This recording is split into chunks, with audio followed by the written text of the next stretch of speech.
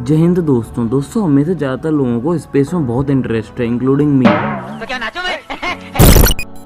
तो अगर आप भी मेरे जैसे हैं जिसको स्पेस में बहुत इंटरेस्ट है, तो आपके ही मन में ये सवाल आते होंगे कि क्या अर्थ जैसा और कोई प्लेनेट इस यूनिवर्स में मौजूद है। और एक सवाल आपके दिमाग में ये भी आता होगा कि क्या हमारे तरह दिखने वाले ह्यूमंस इस यूनिवर्स में और कहीं मौजूद हैं या फिर नहीं। और सबसे बड़ा $1,000,000 question, does alien exist? What if I tell you कि अब हमें इन सारे सवालों के जवाब जल्दी पता लग जाएंगे। जी हाँ, नासा की recently launch telescope James Webb हमें ये सारी इन्फॉर्मेशन देगी। और अभी इस टेलीस्कोप ने रिसेंटली कुछ इमेजेस, इसकी फर्स्ट इमेजेस जो इसने क्लिक की हैं वो अर्थ पर भेजी हैं, जो नासा ने रिलीज़ करी हैं। तो चलिए दोस्तों, चलते हैं इस वीडियो में आगे और जानते हैं इस टेलीस्कोप के बारे में और इसकी क्लिक की गई फर्स्ट इमेजेस के बारे में डिटेल में।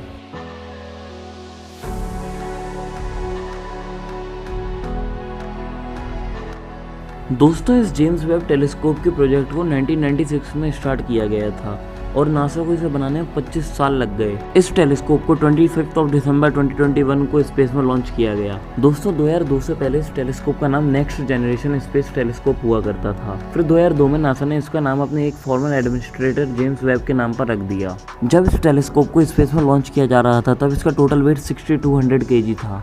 अकेले इसके मेन मिरर का वेट ही 750 kg है। ये टेलीस्कोप हबल टेलीस्कोप की तरह अर्थ के चक्कर नहीं लगाएगा, ये अर्थ के साथ मिलकर सूरज के चक्कर लगाएगा। इस टेलीस्कोप को सनलाइट से बचाने के लिए इसके पीछे एक बहुत बड़ा सनशील्ड भी लगाया गया है। मेरे को इस बार रिस्क लेने का ही नहीं है, बिल्कुल रिस्क नहीं लेने का। इस टेलीस्कोप को बनाने में अप्रॉक्स $10 बिलियन का खर्चा आया है। ये टेलीस्कोप 13.6 बिलियन ईयर्स पहले तक देख सकता है। 13.8 बिलियन ईयर्स पहले बिग बैंग हुआ था, यानी कि इस यूनिवर्स की शुरुआत हुई थी। ये उसके केवल कुछ समय बाद ही देख सकता है। इस टेलीस्कोप के कैमरे की जो फोकल लेंथ है वो है 131.4 मीटर। अब अगर आपको ये नहीं पता कि ये कितना ज़्यादा है, तो मैं आपको ये बता दूं कि जो DSLR होते हैं नॉर्मल, उनकी एवरेज फोकल लेंथ होती है 18 mm से लेकर 55 mm। और यहाँ पर इसकी जो फोकल लेंथ है वो मीटर्स में है, 131.4 मीटर्स। और अगर आपको ये नहीं पता कि फोकल लेंथ क्या होती है, तो मैं आपको ये बता दूं कि कैमरे के लेंस और इमेज सेंसर के बीच में जो डिस्टेंस होता है उसे फोकल लेंथ कहते हैं। इस टेलीस्कोप की मदद से हम अपने यूनिवर्स के वो इनिशियल ईयर्स देख पाएंगे जब हमारा यूनिवर्स फॉर्म हुआ था, जब हमारा यूनिवर्स बना था। तब जो स्टार्स थे, गैलेक्सीज थी, वो कैसे दिखते थे, ये हम इस टेलीस्कोप की मदद से देख पाएंगे। अब आप सोच रहे होंगे कि कैसे ये टेलीस्कोप इतना बिलियंस ऑफ ईयर पहले तक देख सकता है। आइए जानते हैं उसके बारे में। ये टेलीस्कोप काम करता है इंफ्रारेड टेक्नोलॉजी पर। दोस्तों, इंफ्रारेड का मतलब होता है बियॉन्ड रेड। दोस्तों, इस चार्ट में आप देख पा रहे हैं अलग अलग वेवलेंथ्स को। इसमें जो विजिबल स्पेक्ट्रम है उसे हम अपनी नेकेड आइज से देख पाते हैं, और जो इंफ्रारेड है उसे हम अपनी नेकेड आइज से नहीं देख पाते। इसलिए उसे देखने को हमें एक इंफ्रारेड टेक्नोलॉजी वाले कैमरे की जरूरत पड़ती है, जो कि इस जेम्स वेब टेलीस्कोप में लगा हुआ है। दोस्तों, आप इस पिक में देख पा रहे हैं कि कैसे जो इंफ्रारेड वेवलेंथ्स होती हैं उनमें विजुअल वेवलेंथ्स के मुकाबले ज़्यादा गैप होता है, जिस वजह से वो ऑब्जेक्ट्स को पास ऑन कर जाती हैं। यही वो रीज़न है जिसकी वजह से हम इंफ्रारेड टेक्नोलॉजी का इस्तेमाल करके ऑब्जेक्ट्स के थ्रू देख पाते हैं, ऑब्जेक्ट्स के आर पार देख पाते हैं। अब ये जेम्स वेब टेलीस्कोप इस टेक्नोलॉजी का इस्तेमाल करेगा और बहुत सारे उन ऑब्जेक्ट्स को देख पाएगा जो अभी तक किसी डस्ट क्लाउड के पीछे छुप गए थे। ये टेलीस्कोप यूनिवर्स के उन ऑब्जेक्ट्स को भी देख पाएगा जो हबल स्कोप जैसे वेटरन टेलीस्कोप भी नहीं देख पाए थे। दोस्तों, आप यहाँ पर दो पिक्स को देख पा रहे हैं, दोनों ही हबल स्पेस टेलीस्कोप से ली गई हैं। पहली उसके विजिबल कैमरा से ली गई है और दूसरी वाली उसके इंफ्रारेड कैमरा से। और आप दोनों में खुद ही फ़र्क देख पा रहे हैं।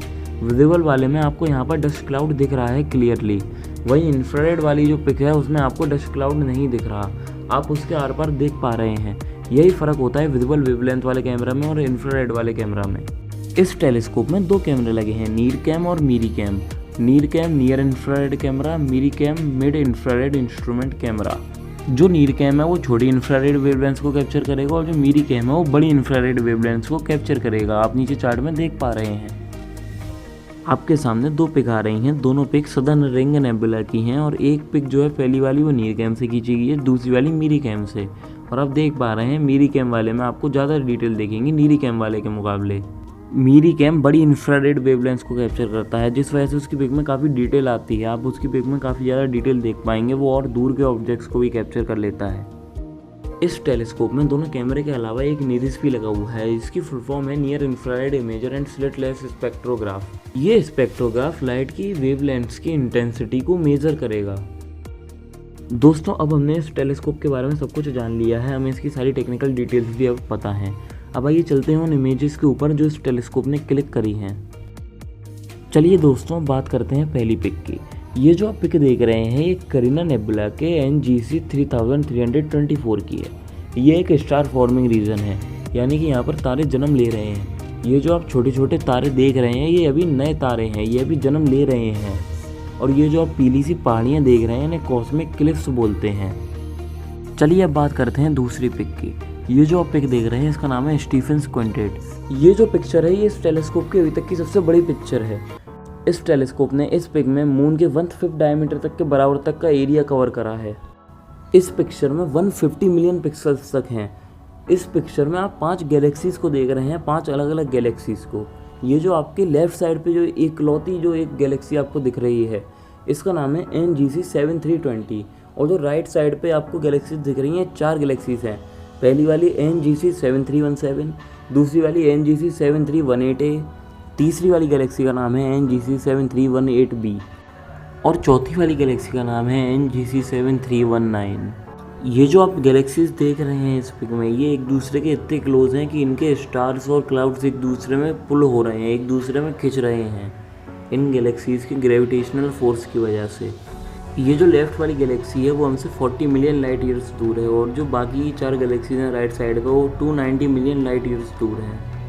अब आते हैं हमारी तीसरी पिक पर। ये पिक है एक प्लैनेटरी नेबुला की जिसका नाम है सदर्न रिंग नेबुला।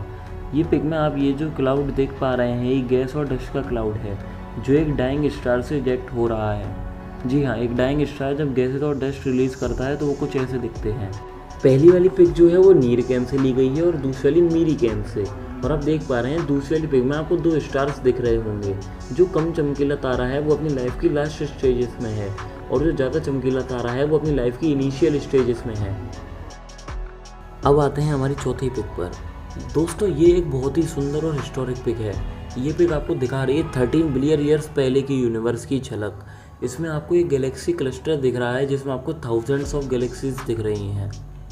इस पिक को लेकर नासा का कहना है कि ये पिक आपको केवल एक रेत के दाने के साइज के बराबर यूनिवर्स दिखा रही है। दोस्तों आप विश्वास नहीं करेंगे इस पिक को क्लिक करने में टेलीस्कोप को 12.5 घंटे का समय लगा था। जी हाँ, इसलिए मैंने बोला कि ये पिक बहुत हिस्टोरिक है। और एक्चुअली में ये पिक नासा के द्वारा रिलीज़ की गई जेम्स वेब टेलीस्कोप की पहली पिक थी, बट ये हमारे वीडियो में 4th पिक है। अबे साले तभी मेरा माफ करना, गुस्से में इधर उधर निकल जाता हूँ। दोस्तों अब आते हैं हमारी लास्ट पिक पर। दोस्तों ये एक्चुअली में एक पिक नहीं है, ये एक एक्सोप्लैनेट है वेस्प 96b जो हमसे रफली 1150 लाइट ईयर्स दूर है। ये उसका स्पेक्ट्रोग्राफिक डेटा है। एक्सोप्लैनेट वो प्लैनेट होते हैं जो हमारे सोलर सिस्टम से बाहर होते हैं।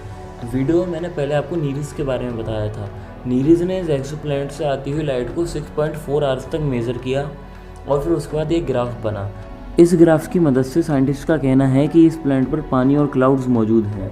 अब दोस्तों आप सोचेंगे कि साइंटिस्ट इतने श्योर कैसे हैं केवल लाइट को मेज़र करके कि उस प्लैनेट पर पानी मौजूद है।